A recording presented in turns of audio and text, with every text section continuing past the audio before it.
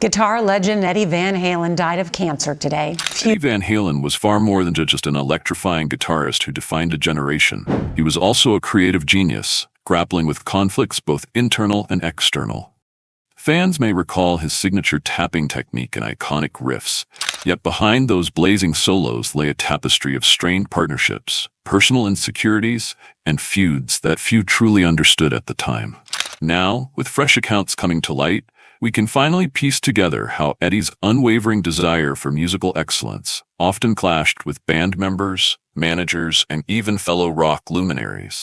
What sparked these tensions, and why were so many relationships left in tatters? Let's take a step back and uncover the lesser-known facets of this legendary guitarist's life. Eddie's story began humbly in the Netherlands before the Van Halen family settled in Pasadena, California. Raised in a musical household, his father was a jazz musician. Eddie initially trained on the piano alongside his brother Alex, but the guitar soon became his true passion, one he pursued with tenacity and minimal formal lessons. By the mid-1970s, Eddie and Alex had joined forces with bassist Michael Anthony and vocalist David Lee Roth to form Van Halen, a band whose stadium-shaking energy transformed the Los Angeles club scene.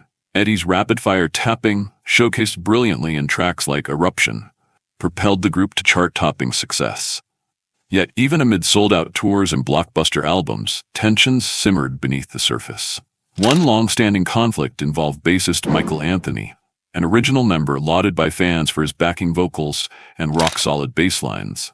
As Van Halen rose to stardom, Eddie's ambitions for creative and financial control reportedly provoked rifts. Claiming Anthony's musical contributions were limited, Eddie eventually replaced him with his own son, Wolfgang. Despite the harsh criticisms directed at Anthony, fans continue to revere him as an integral part of Van Halen's legacy, underscoring a discord that resonated both within the band and among its audience. Eddie's abrasive streak wasn't limited to bandmates. In the early 2000s, he briefly discussed collaborating with Fred Durst of Limp Bizkit following that band's lineup changes.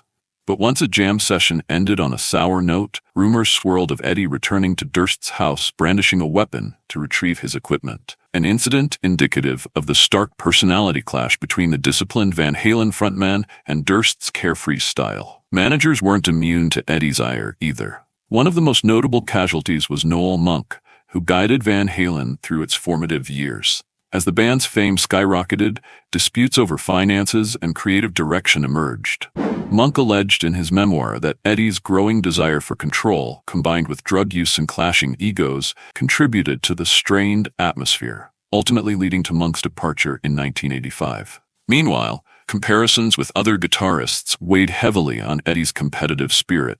He allegedly harbored ill will toward Randy Rhoads, an Ozzy Osbourne guitarist acclaimed for blending classical influences with hard rock. Though Rhoads admired Eddie's style, Eddie was rumored to dismiss Rhoads' abilities as derivative. Tragically, Rhoads died in a plane crash in 1982, yet the remarks attributed to Eddie persisted, hinting at an enduring rivalry, even in the absence of a living challenger. Conflict also arose during Sammy Hagar's stint with Van Halen, an era fans often call Van Hagar. Despite commercial triumphs like the album 5150, creative differences escalated. Eddie's wish to incorporate keyboards and melodic flourishes clashed with Hagar's preference for driving rock. Personal issues, particularly Eddie's substance abuse, also deepened the divide, culminating in Hagar's contentious departure in 1996. Eddie's struggle with sobriety lingered through multiple band changes and tours until his teenage son, Wolfgang, joined the group. It was Wolfgang's presence that spurred Eddie to finally seek and maintain sobriety, a poignant father-son dynamic that persisted until Eddie's passing.